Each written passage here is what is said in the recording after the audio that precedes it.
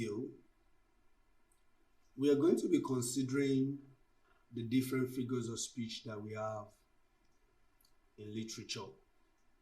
Some of these figures of speech are very much needed when we look at drama, prose, or poetry.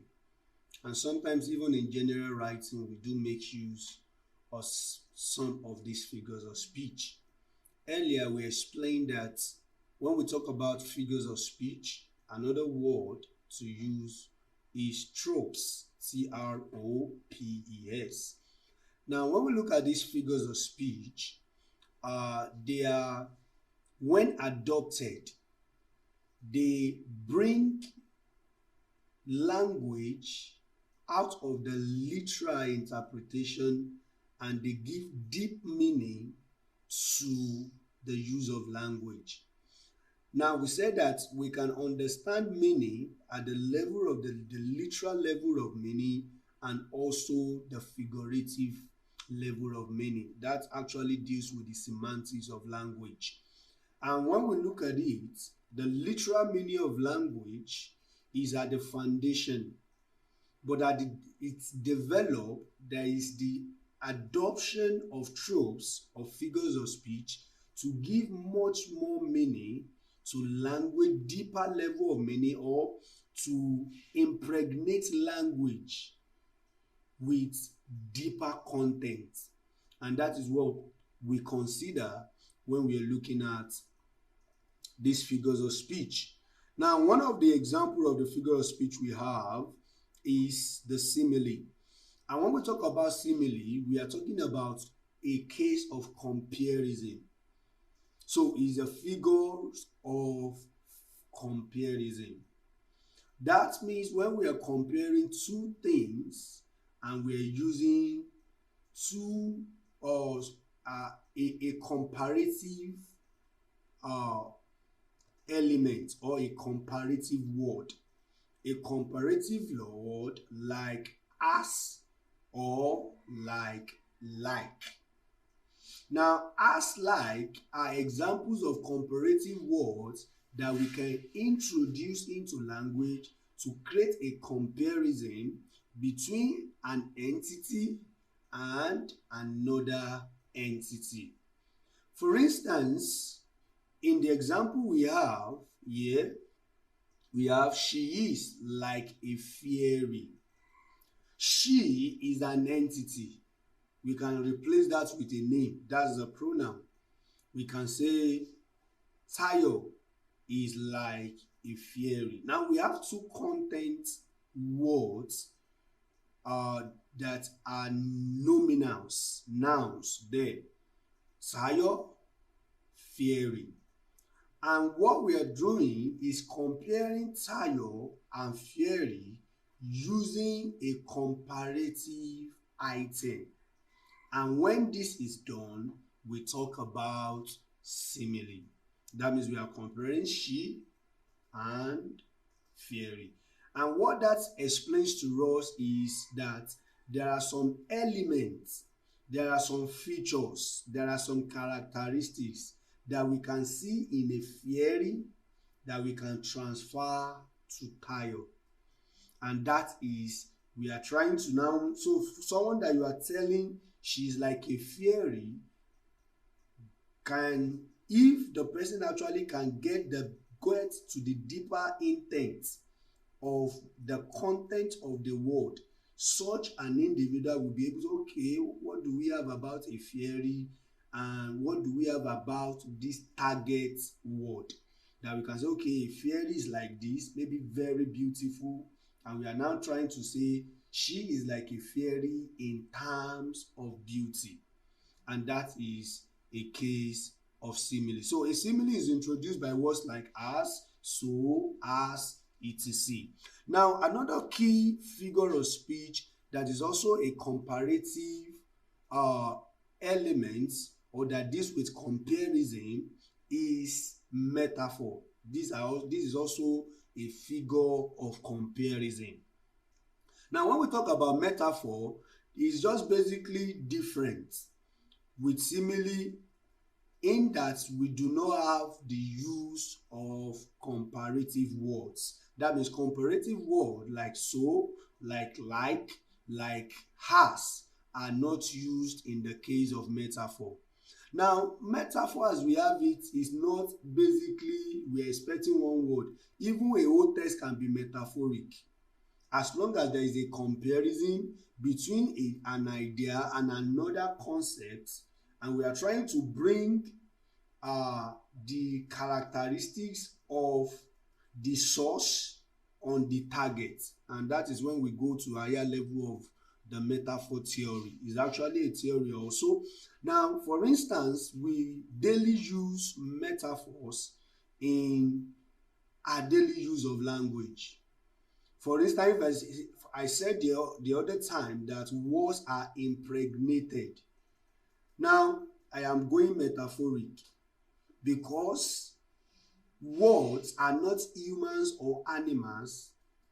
So I'm trying to bring the feature. I'm going to differentiate metaphor from personification. They are quite different. So I said it is impregnated. So that means I'm bringing an idea and I'm placing it, so there is a source. There are characteristics of the source, and I am placing the characteristics of the source on the target. For instance, we have examples here. If we say he is a lion, or he is the lion of the tribe of Judah. Now, lion is not in the real sense, in the literal sense, a lion as in a lion that has a big head with ears and tails and the beasts that we see inside the maybe the forest or in zoos.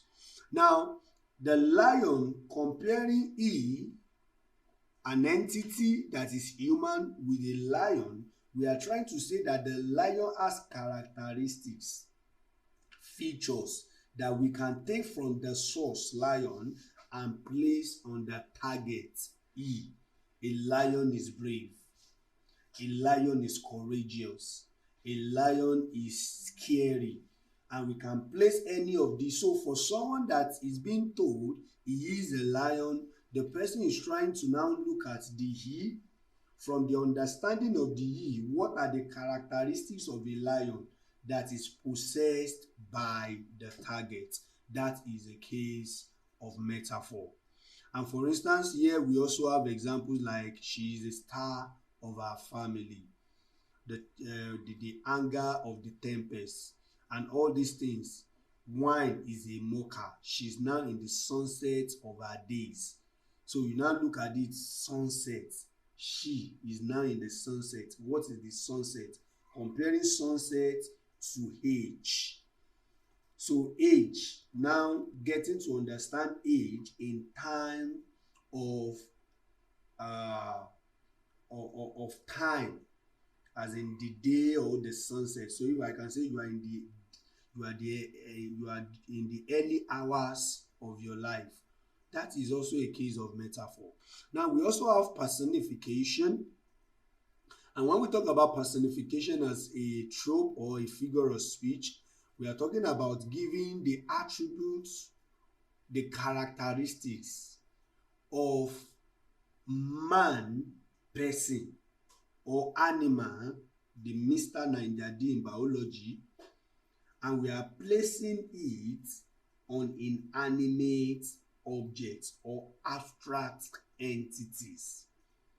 Now we have to understand man, we have to understand animate objects, we have to understand inanimate objects, we have to know the characteristics of the animates and that are lacking in inanimates or abstract concept. When we talk of abstract concept, for instance, beauty is an abstract concept, not beauty of the name as the name of a person.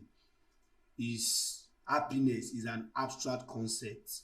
So these are abstract concepts. We are now giving attributes of man or attributes of animals, because there are things man can do that are also doable by animals.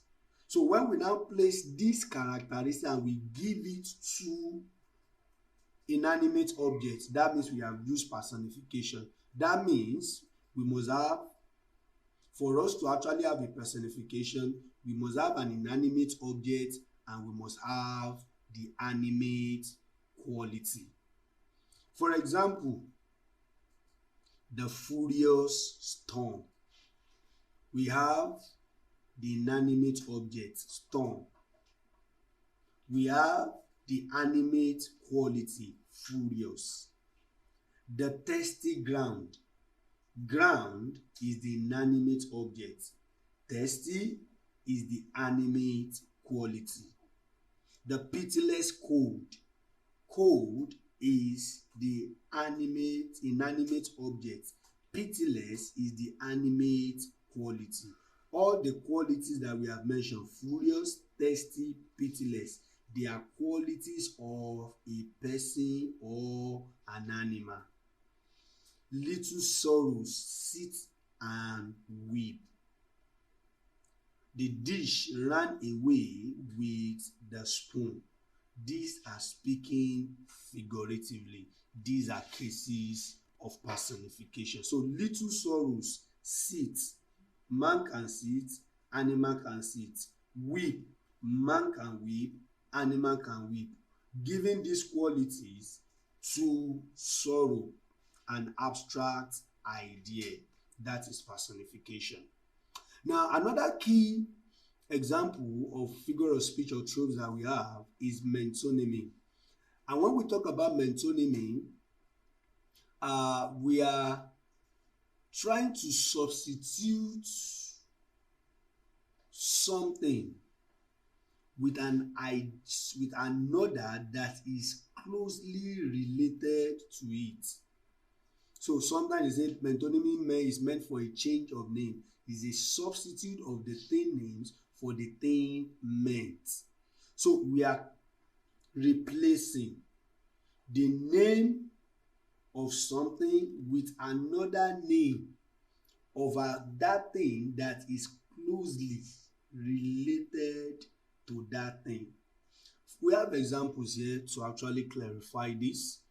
We have the pen is mightier than the sword. The pen is mightier than the sword. Now, the pen, we have the pen, we have the sword. The pen, when we use the pen, what comes to the mind? Academics, people in the academia.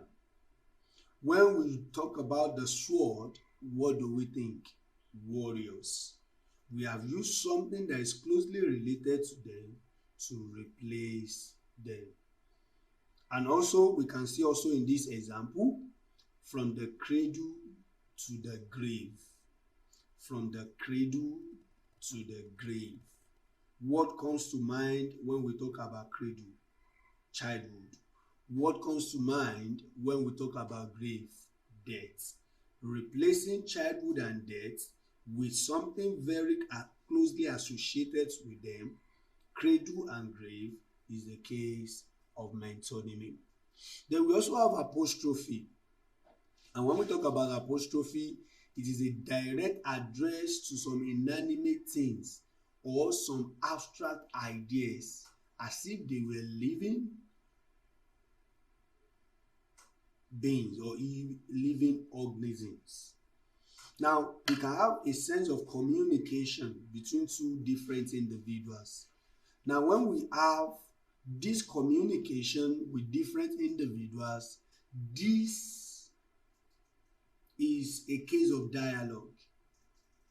But we can have a case in which someone is addressing something that actually does not have the capacity to respond. And when this is done, it is a case of apostrophe. For instance, son, why are you this harsh today? Sun, we are talking about sun, an object that is inanimate.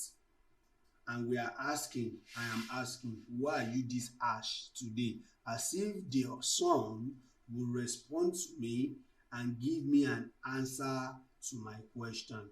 That is the case of apostrophe. Or someone that has lost someone and the person is dead, and the person that is bereaved is referring to this person and say, oh grandmother, is this how you are going to leave us? I want to be with you, and start talking to what the person is using there is a case of apostrophe, because the dead woman cannot physically respond to the plea of such an individual. So we have example here, boy's mother loved him very much, and we are talking to an abstract entity. Now we also have hyperbole. Hyperbole. And when we talk about hyperbole, we are talking about exaggeration for emphasis. It's a statement that is made emphatic by overstatement. Exaggeration is overstatement. So you are putting emphasis by overstating it, by giving it too much prominence than required. That is hyperbole. For instance, here we have virtues as the sands of the shore. Oh, he has virtues as the sands of the shore. Yes, you might say what we have, the sand of the shore is countless. And for someone to actually say that he has virtues as the sand of the shore is to actually overemphasize, give emphasis by overstatement.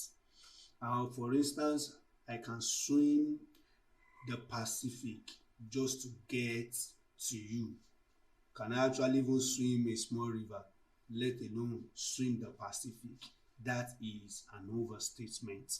Now also we have the synecdoche, and when we talk about the synecdoche, is replacing an idea with part or whole of that idea. You are replacing, you want to use an idea, you want to use a word, and you are using part of it to replace that thing. As we put it here, synecdoche is the understanding of one thing by the means of another. Here a part is used to designate the whole, or the whole to designate a part. You use the part for the whole, or the whole for the part. We have here, I have the viceroy, love the man, all hands at work. When we talk about all hands, it is not only the hands that is working. We are talking about the hands to represent the whole body. So that is using the parts, or when we say all fingers are not equal. Are we talking about just fingers? Yes, quite all right, but to mean fingers for individuals. And that is also a case of synecdoche. Or for instance, when we use an example like, give me my daily bread. Oh Lord, give me my daily bread. Daily bread not looking for the flowery item that is always made and being sold. No, we are talking of bread to mean food. And that is a case of synecdoche. This is Valdymas College of Advanced and Preliminary Studies. We do excellent A-level programs for guaranteed admission into 200 level. We are in the success business and we transform minds.